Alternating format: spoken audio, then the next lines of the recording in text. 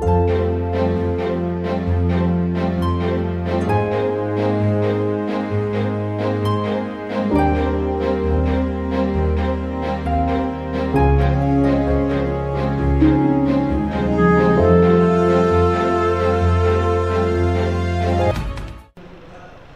बच्चों, प्रभु यीशु के नाम से सभी को जय यीशु।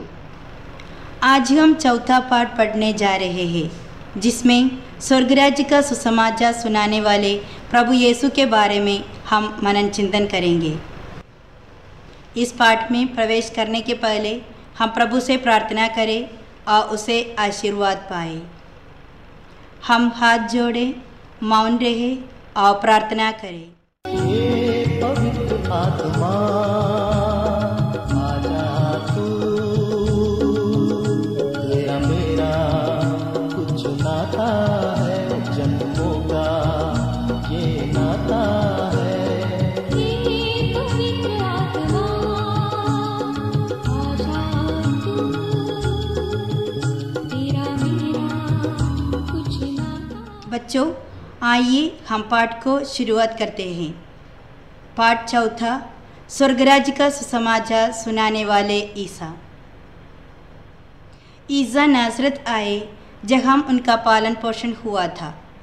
विश्राम के दिन वह अपनी आदत के अनुसार सभागृह गए। वह पढ़ने के लिए उठ खड़े हुए और उन्हें नबी यशायाह की पुस्तक दी गई। पुस्तक खोलकर ईसा ने वह स्थान निकाला जहाँ लिखा है, प्रभु का आत्मा मुझ पर छाया रहता है, क्योंकि उसने मेरा अभिषेक किया है। उसने मुझे भेजा है जिससे मैं दरिद्रों को सुसमाचार सुनाऊं, बंदियों को मुक्ति का और अंतों को दृष्टिदान का संदेश दूं, दलितों को स्वतंत्र करूं और प्रभु के अनुग्रह का वर्ष घोषित करूं। ईसा ने पुस्तक बंद कर दी और वह उसे सेवक को देखकर बैठ गए। सभागृह के सब लोगों की आंखें उन पर टिकी हुई थी। तब वह उनसे कहने लगे, धर्मग्रंथ का यह कथन आज तुम लोगों के सामने पूरा हो गया है। इस संसार में ईसा को जो दौत्य निभाना था, उसे वे इस वचन द्वारा अभिव्यक्त कर रहे थे। ईसा संसार में इसलिए आए कि वे हम मनुष्यों को सभी प्रकार की गुलामी से मुक्त करें। यह वचन यह स्पष्ट करता है कि मसीह मानव जाति के संपूर्ण मुक्तिदाता है। अपना दौत्य निभाने में ईसा ने मुख्य रूप से 5 कार्य किए। पहला, दरिद्रों को सुसमाचार। दूसरा, बंदियों को मुक्ति। तीसरा, अंधों को दृष्टिदान। चौथा, दलितों को स्वतंत्रता। 5वां, प्रभु के अनुग्रह का वर्ष। अभी हम इन 5 मुख्य कार्य के बारे में सोच विचार करें। पहला, दरिद्रों को सुसमाचार। दरिद्रों को सुसमाचार सुनाना था ईसा का प्रथम कर्तव्य। उन्होंने सिखाया कि धन्य है वे जो अपने को दीनहीन समझते हैं, स्वर्गराज उन्हीं का है। उनके जन्म, जीवन, मृत्यु और पुनरुत्थान दरिद्रों के लिए सुसमाचार था। केवल वे नहीं जो आर्थिक रूप से गरीब है, बल्कि जो शारीरिक और मानसिक रूप से तकलीफ और दबाव में पड़े हुए हैं, वे भी वास्तव में दरिद्र है। उनका एकमात्र सहारा ईश्वर ही है। भौतिकता और धन में आसरा रखने वाले नहीं, बल्कि जो ईश्वर की करुणा और परिपालन में पूरा आसरा रखते हैं, वे है आत्मा में दीनहीन।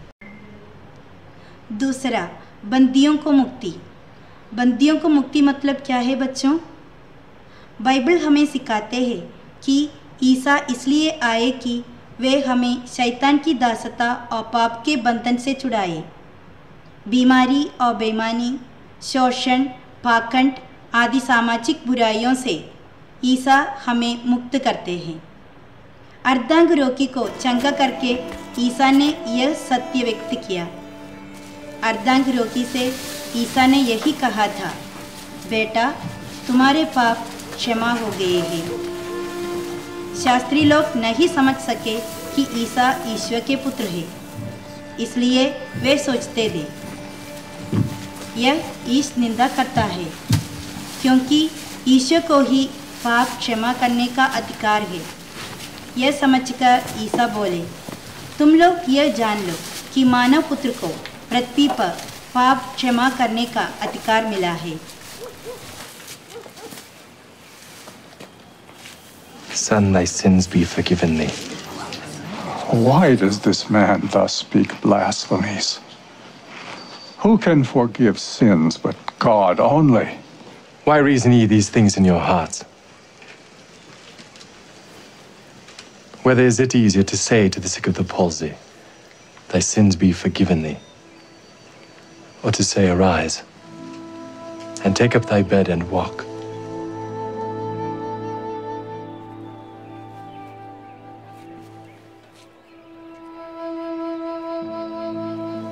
But that ye may know that the Son of Man hath power on earth to forgive sins, I say unto thee, arise, and take up thy bed, and go thy way into thine house.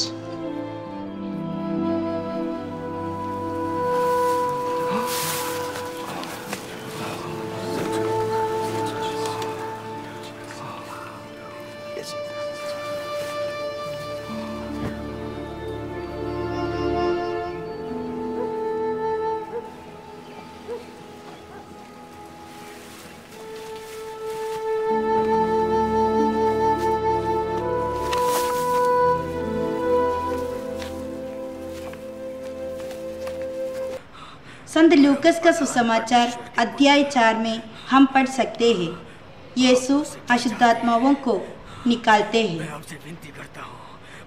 इस प्रकार सुसमाचार में हम देखते हैं कि ईसा केवल पाप और बीमारी के बंधनों से नहीं, किंतु शैतान के अनेक बंधनों से मुक्ति देते हैं। प्रभु विनती करते हैं, हमें नरक कुंड में ना भेजें। मुझे अपने साथ आने दें। घर लौट जाओ। परमेश्वर ने जो किया है वो बताओ।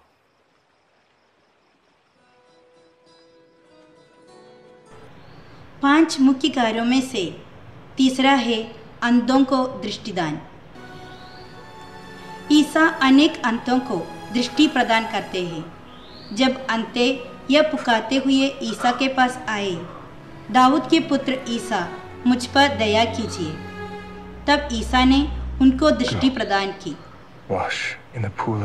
संत योहन का सुसमाचार में जन्म से अंधे व्यक्ति को चंगाई देने वाले यीशु को हम देखते हैं। इससे हम समझ सकते हैं कि ईसा ने केवल शारीरिक अंधता को हटाया, बल्कि अज्ञान की अंधता को भी ज्ञानवाणी से दूर किया। जो लोग अन्याय, शोषण, असत्य आदि धार्मिक अंधकार में डूबे थे, उनके खिलाफ आवाज उठाकर एवं सत्य का वचन देकर उन्हें प्रकाश की ओर लाने के लिए ईसा ने प्रयास किया।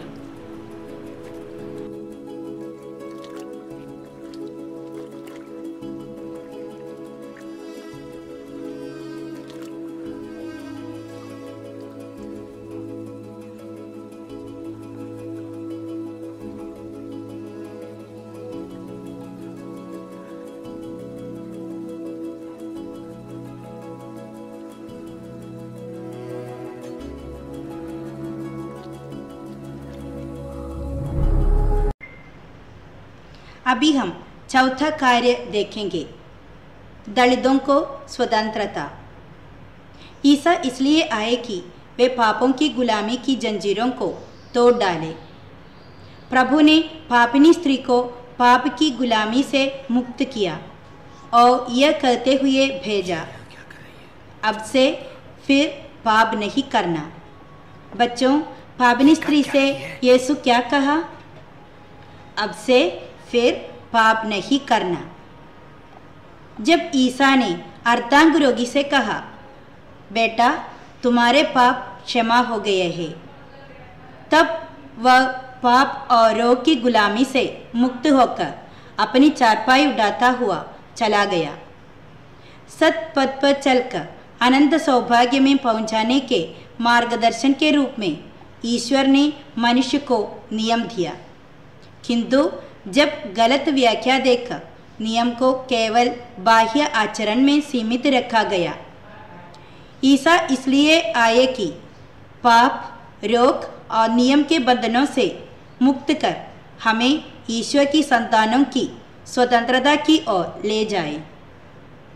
ईसा ने अपने पास आए हुए हर एक को मानसिक, शारीरिक और आध्यात्मिक गुलामी से मुक्त कर आज़ादी का अनुभव प्रदान किया। 5 कार्यों में से अंतिम कार्य है प्रभु के अनुग्रह का वर्ष। ईसा ने प्रभु के अनुग्रह के वर्ष की घोषणा की। प्रभु के अनुग्रह का वर्ष वह है जिसमें कर्ज माफ किए जाते हैं, अनाथों और विधवाओं पर दया की जाती है, गरीबों के साथ अपनी संपत्ति बांटने के लिए लोग तैयार हो जाते हैं, अन्याय और असमानता का जुआ तोड़ दिया जाता है तथा बैर और प्रतिशोध से लोग मुक्त हो जाता है। समानता, प्रेम और भाईचारे से संपन्न एक अच्छे समूह का निर्माण था ईसा के दौत्यों में से एक। स्वर्गराज्य का सुसमाचार सुनाते हुए ईसा ने सिखाया कि यह कैसे संभव होगा। तो आज हमने ईसा मसीह के इन 5 मुख्य कार्य के बारे में सीखा है। पहला, दरिद्रों को सुसमाचार। दूसरा, बंदियों को मुक्ति। तीसरा, अंतों को दृष्टिदान। चौथा, दलितों को स्वतंत्रता। 5वां, प्रभु के अनुग्रह का वर्ष।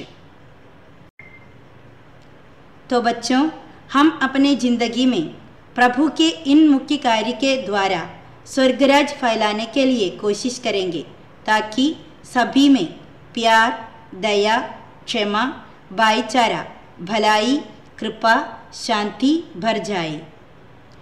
हम प्रार्थना करें। हे मसीह, आपने कहा दरिद्रों को सुसमाचार सुनाया जाता है। आपके आशीर्वचन के अनुसार जीवन बिताकर आपके सत्य के साक्षी बनने की कृपा हमें दीजिए। आपका एक्टिविटी के लिए इस वचन पढ़े और वर्णन करें। संत यूहन्ना का सुसमाचार अध्याय 9 पद संख्या 1 से लेकर 34 तक और दिए हुए प्रश्नों का उत्तर ढूंढें।